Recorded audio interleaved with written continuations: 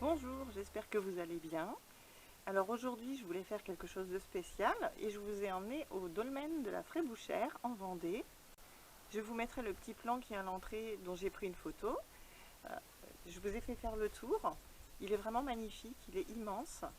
Donc voilà, j'ai pensé que ça valait la peine de vous le montrer, même si ça n'a aucun rapport avec notre sujet habituel. Alors on ne va pas faire durer le suspense plus longtemps, d'autant plus qu'il n'y en a pas beaucoup.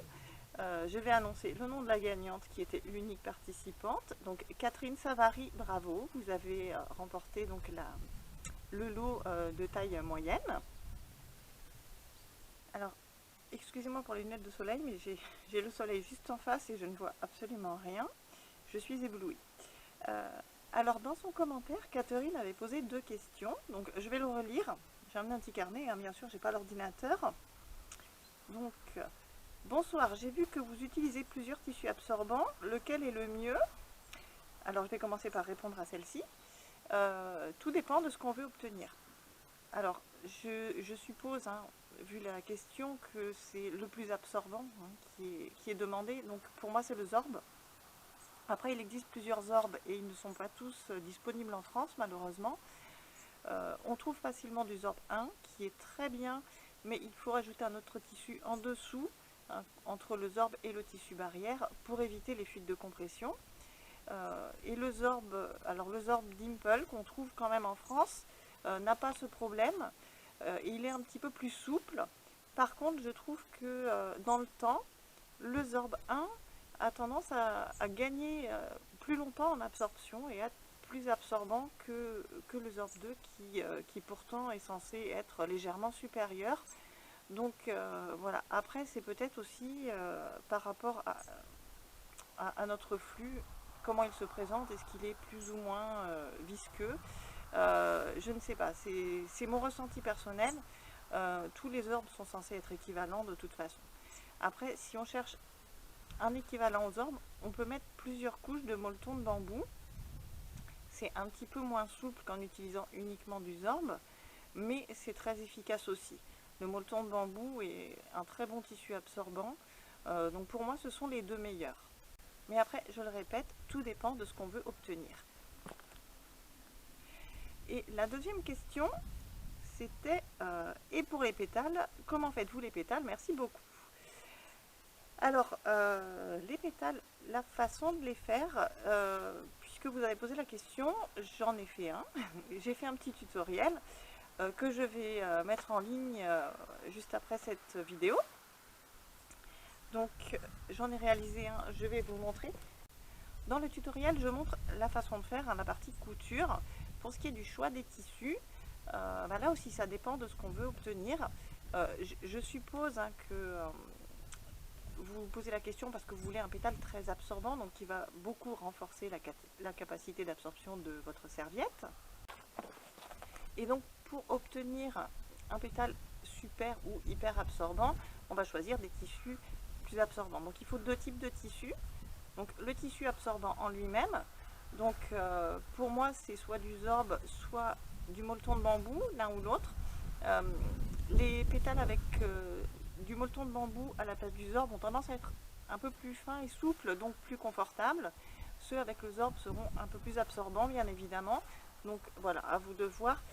Par contre, alors si vous avez du Zorb 1, il est utilisable pour les pétales. Il va boulocher un petit peu au fil des lavages, mais c'est pas gênant puisque c'est pas la partie contre la peau.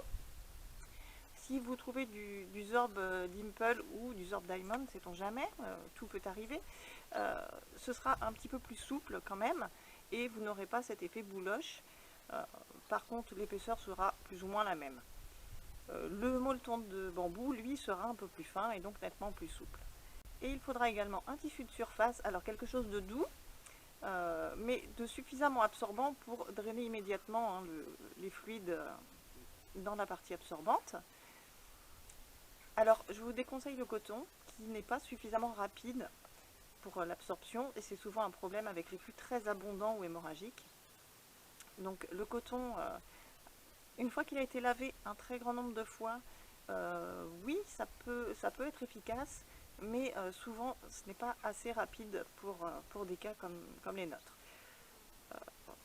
Par contre, la flanelle fonctionne très bien, le molleton de coton également, qui est un petit peu plus épais, très absorbant, donc ça peut renforcer hein, l'absorption si vous utilisez du molleton de coton. Et les velours, bambou ou coton, sont également parfaits pour faire des petits pétales. Si vous utilisez des velours, alors les velours éponges, hein, ils sont également très absorbants, donc ils vont renforcer, hein, ils vont s'additionner au tissu absorbant que vous aurez choisi en plus.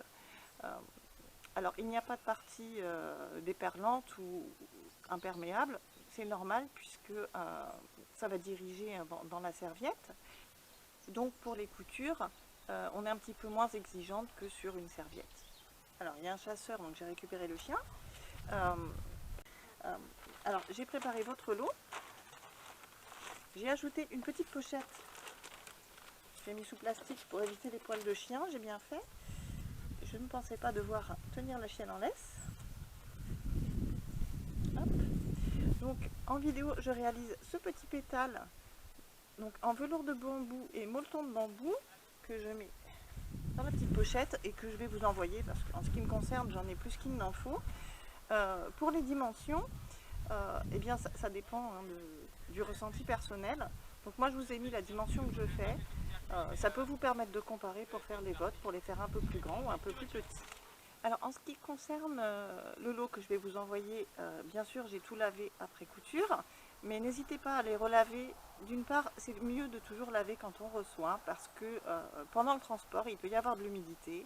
Il y a des tissus très absorbants. On ne sait pas quel genre d'humidité ils vont absorber, donc il vaut mieux toujours les relaver en les recevant. Et puis, les tissus sont neufs, donc ils vont gagner en absorption au fil des lavages. Donc c'est important, toujours relaver. Alors j'ai dû déménager parce qu'il y avait vraiment trop de passages et ça devenait vraiment très compliqué. Voilà, j'ai changé de petit coin, j'espère qu'on sera un petit peu plus tranquille. Je voulais dire plusieurs choses et du coup j'ai oublié quoi, c'est bien. Alors Catherine, pour me contacter, je vais écrire une adresse mail sous la vidéo, dans la description. Donc contactez-moi à cette adresse mail pour me donner votre adresse pour que je puisse vous expédier votre lot. Et puisque vous avez été la seule participante, si vous avez envie d'essayer une taille différente pour voir essayer quelque chose d'autre, je veux bien vous expédier les deux, donc vous me direz ça par mail hein, en me contactant. Et puis une fois que vous les aurez essayés, n'hésitez pas hein, à venir dire hein, ce que vous en pensiez sur tous les sujets qui vous sembleront pertinents, hein, que ce soit le confort, l'absorption, le modèle, les tissus utilisés, vraiment tout ce qui vous semblera intéressant. N'hésitez pas à venir le dire, hein, ça peut être intéressant pour tout le monde. Et puis bah, surtout, merci d'avoir participé. Ça m'a fait très plaisir qu'au moins quelqu'un veuille bien essayer hein, ce que je fais. Alors la faible participation ne m'a pas découragée, hein, j'ai toujours des choses à vous montrer.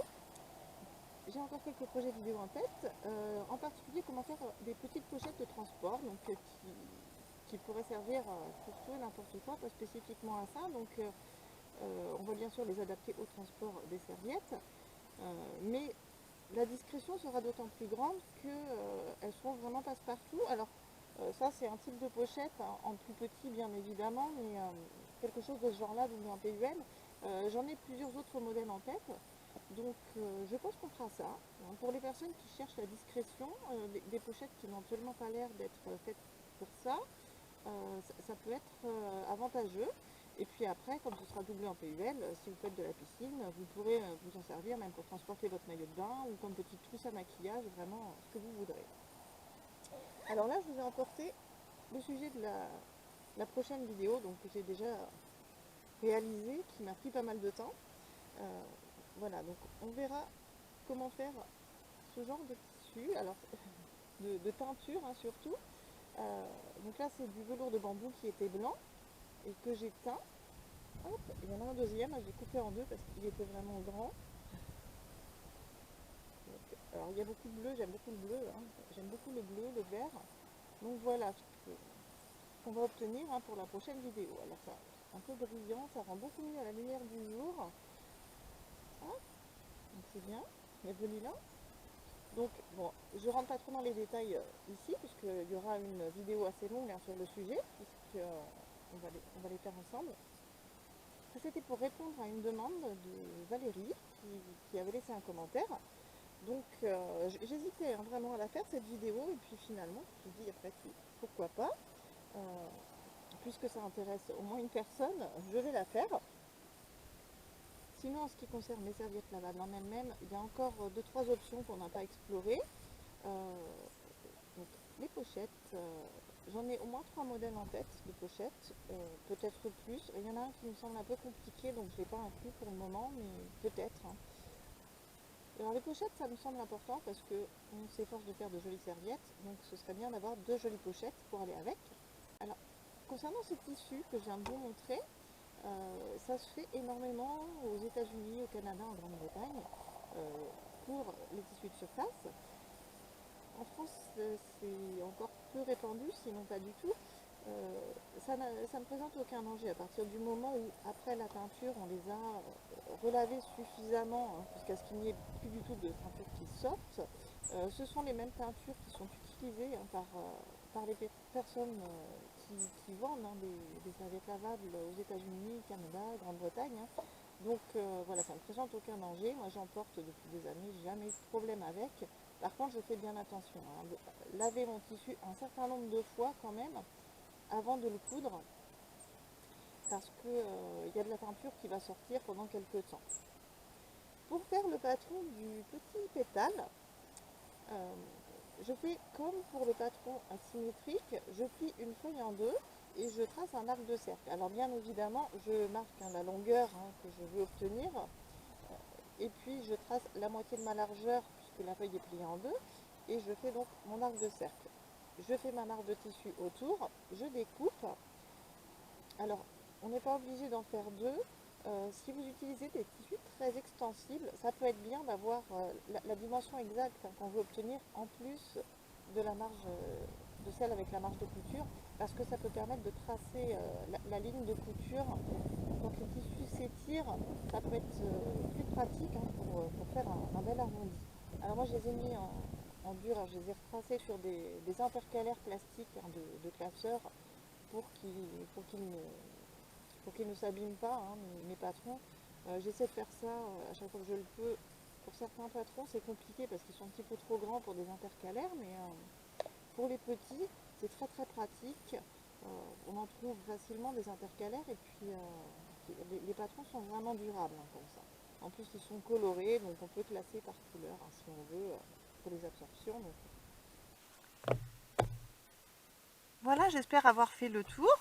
Merci Catherine d'avoir participé. Je ne sais pas si je ferai d'autres tirages au sort comme ça. Je pense que j'ai fait une erreur sur l'absorption, les modèles. Je vois que la vidéo sur le modèle asymétrique a certainement été la plus regardée jusqu'ici. Je pense que j'aurais peut-être dû choisir un modèle asymétrique. Mais bon, peu importe. Si ça peut plaire, je le ferai peut-être par la suite, mais pas dans l'immédiat bien sûr, parce que je vois qu'actuellement ce n'est pas la peine. Quoi qu'il en soit, si vous avez des suggestions, n'hésitez pas à me le dire en commentaire. Si vous avez des questions, s'il y a des sujets que vous voulez que j'aborde, surtout n'hésitez pas à me le dire. Je tâtonne un petit peu parce qu'il y a très peu de commentaires, donc je ne sais pas vraiment ce que vous voulez voir. Donc voilà, je fais un peu au feeling, mais surtout dites-le s'il y a quelque chose qui vous intéresse en particulier. Alors vous avez vu que je ne suis pas venue toute seule pour la vidéo. J'ai emmené le chien, donc, qui est une chienne d'ailleurs, qui s'appelle Yukon, et qui m'accompagne dans mes promenades, donc forcément elle était présente. Voilà, c'est terminé pour aujourd'hui. Donc je vais mettre en ligne la vidéo sur les petits pétales pour les coudre. Et puis je vous dis à bientôt pour une prochaine vidéo qui cette fois sera sur les teintures. À bientôt, prenez soin de vous.